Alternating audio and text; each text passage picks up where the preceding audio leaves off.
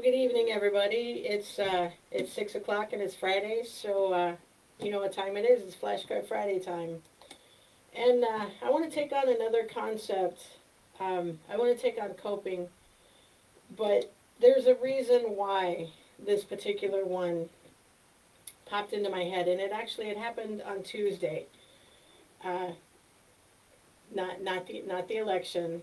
Um, but it had to do with the fact that I had to run to Costco, that morning, and I was racing around the house that morning trying to get ready, and all of that, and in doing all of that, I forgot my mask.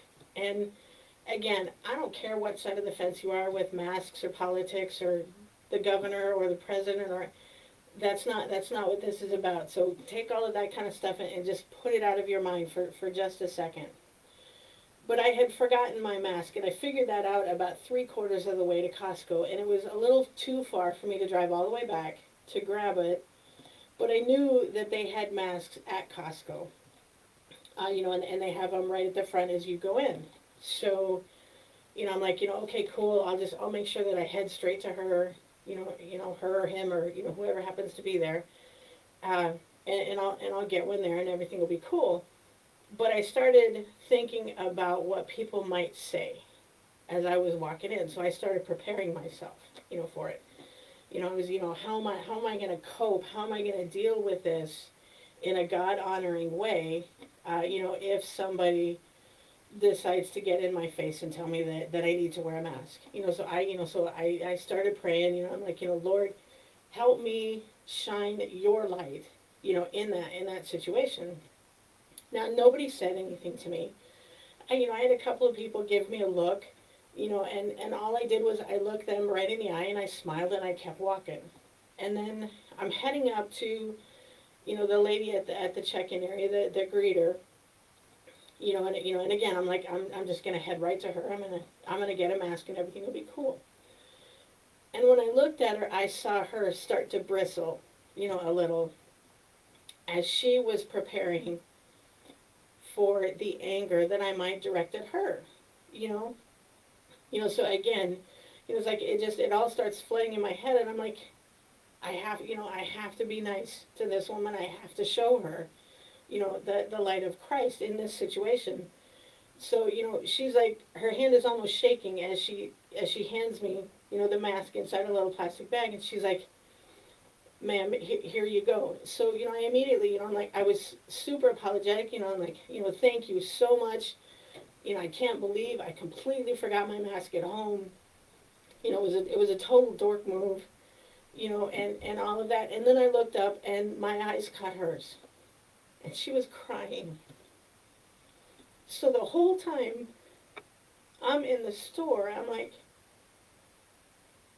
are people so caught up in their own coping mechanisms that they're going to take it out on an employee just doing their job? Is that really, what we've become?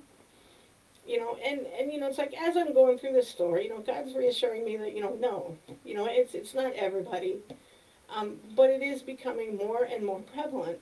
Obviously this election, isn't over, and again, we're seeing on social media and all of this like anger, with people, and I think it's, at least for me, it's how we're coping.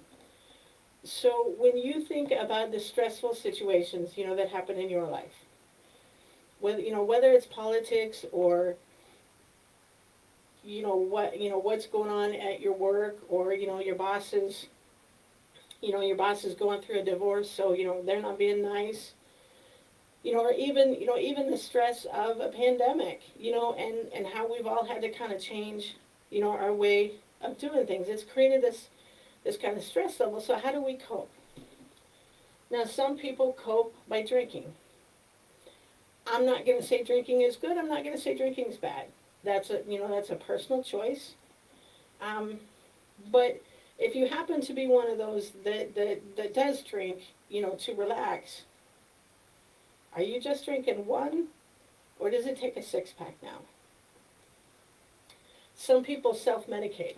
And again, if you have doctor prescribed medication, for an ailment that you have, be it an injury or, be it, excuse me, or be it depression, if you have a prescribed medication and you're taking it as prescribed, that's not what I'm talking about. What I'm talking about is going on the internet and ordering Xanax without a prescription, or taking a prescribed prescription above what you're supposed to. That's what I mean when I say self-medicate. Sex, I think it's pretty self-explanatory. Some people, that's their stress reliever. Drugs. For a long time, that was my outlet. Sports. You'll see a lot of people, they come home, they've had this like super stressful day, at work. So they immediately, they want to go play soccer, they want to go ride their bike, or, do something like that. Some drop right to their couch. They're like, I'm done for the day, turn on the TV, some mindless entertainment, and that's all they want, and they become a couch potato. Some people love gaming, whether it's video games or, board games, or something like that. They want to take the stress of their day, they want to set it aside, and they want to just focus on something fun. Food, that's my personal vice. I have to be very careful because when I'm overstressed, food is my comfort. Self-harm. Some people cut. Some people actually, burn themselves. They injure themselves in order to feel. Some people exercise. You'll see people who have super stressful times and they have to go to the gym before they can even go home. And these are some kind of normal ways that we cope with excess stress. And again, I'm not saying that these are bad. With a couple of exceptions. Obviously, we know that drugs are not a good thing. But it's when we do these to excess. When the only way that we can relieve our stress is through one of these, it can become a problem, and it can create heart condition. Actual physical heart conditions. Your cholesterol. There are all these like physical ailments that you can have, but there's also an emotional ailment with those as well, because a lot of times with these we completely isolate. We shut the rest of the world out and we just focus on this. So the Bible actually gives us a pretty strong blueprint for how to handle these kinds of stressful situations. And I know you guys are Bible nerds just like me, so I know that you thought about Jesus in the Garden of Gethsemane right off the bat. But that is the perfect blueprint for how to cope. So these are the two primary ones where it's found. For the sake of time, I'm not going to read them both. I'm just going to read the one out of Luke. But I highly recommend you read them both. And actually, if you put them side by side, they're actually really cool, to look at. But in Luke 22, it's Jesus prays on the Mount of Olives. Jesus went out as usual to the Mount of Olives, and his disciples followed him. On reaching the place, he said to them, "Pray that you will not fall into temptation." He withdrew about a stone's throw beyond them and knelt down and prayed, "Father, if you are willing, take this cup from me. Yet not my will, but yours be done." An angel from heaven appeared to him and strengthened him. And being in anguish, he prayed more earnestly, and the sweat was like drops of blood falling to the ground.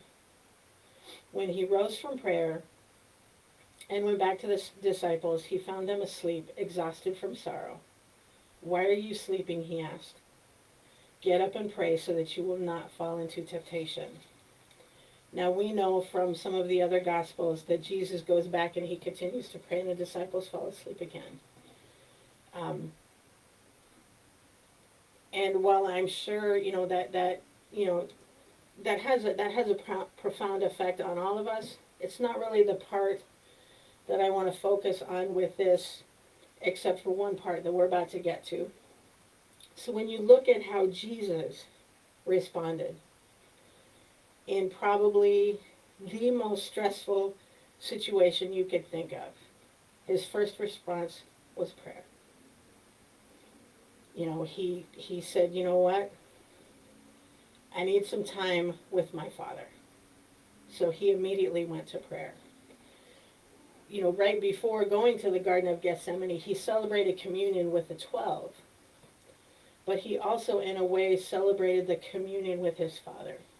So in that prayer, he's talking about the cup. He's talking about the cup, the cup that he just talked about with his disciples. He's saying, Father, take this from me. He also took his best friends. He had 12 disciples, but there were 3 that he was really close to. The 3 that went with him here are Peter, James, and John. Those were the people that he wanted right there with him. So who are the people that you're reaching out to when you're hurting, when you're stressed, when you're feeling pressed in on? Are you reaching out to friends? Are you seeking that? And I think part of what Jesus is saying in here is, even though he knew they were going to fall asleep, and he knew they were going to fall asleep the second time, he didn't cut them off. He didn't say, oh, you let me down as a friend, I'm never going to turn to you again. He went back to them. He went back to them again and again and again. Because that's what friendships are not perfect. None of us are perfect people. We're going to make mistakes. We're going to fall short. But we need to keep going back. The other thing that Jesus did was he was authentic with it. He's sweating drops of blood. He's telling his Father, I'm in pain. I'm headed for even more pain. He was authentic with how much he was hurting. But then when he says, not my will, but your will be done, he's worshiping. He's saying, you know what? You know better what has to happen here.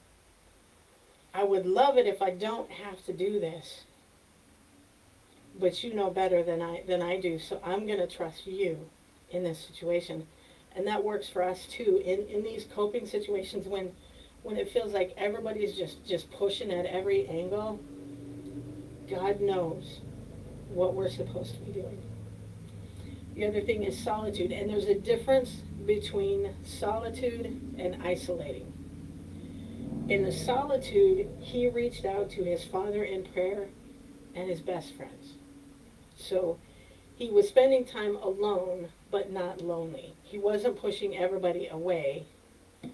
He was trying to surround himself with what he really needed. And the other one was he got out in nature. I have a few friends who, they love to go for walks to kind of clear their head and just talk out loud, and just kind of get their day out in the open. It doesn't necessarily have to be to anybody, but in a way they're kind of surrounded by God when they do that. And that was how Jesus coped. And the reason that he did that can be found in 2 Corinthians 4:8. We are hard-pressed on every side, but not crushed. Perplexed, but not in despair. He knew what he was headed for. He knew what he was doing for us. He knew that he was going to be pressed from every angle. But he knew that God had the outcome in his hand. We have to know that, especially right now, especially as insane as this world is right now, and even you take politics and throw them off the side, look at everything else that's going on. It is absolutely crazy what we're being forced to walk through. But God knows what's going on. He's got it under control. And I want to close. As we learn to talk it out, there's one thing that we need to realize, and that's found in 2 Chronicles 20, verse 15. And in this one, Jehoshaphat is headed towards battle, and somebody says something to him, and it actually it comes from God. And I think this is apropos. No matter how you feel about the governor, no matter how you feel about COVID, no matter how you feel about politics, your work, your spouse, your family, no matter how you feel about any of this, we need to soak this in and keep it deep within our heart. He said, "Listen, King Jehoshaphat, and all who live in Judah and Jerusalem, this is what the Lord says to you. Do not be afraid or discouraged because of this vast army, for the battle is not yours, but God's." This battle, whatever you're going through, it's not yours. It's God's. And He has your best interest at heart. You're one of His kids. He loves you more than anything. And even if it's a storm that's pressing you in on every side, He's going to walk you through it, and He's going to make you better for it on the other side.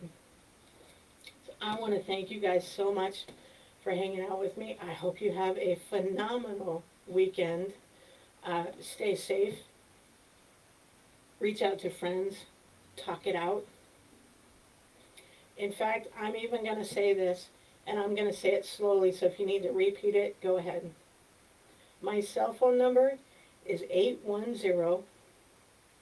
810-923-8539. You need to talk it out. You need to yell it out. Call me, text me. I'll be right there for you. I love you guys. I look forward to seeing you on Sunday. Don't forget about the Bible study Sundays at 9 a.m. I know we'd love to have you there. We'll see you Sunday, guys. Bye.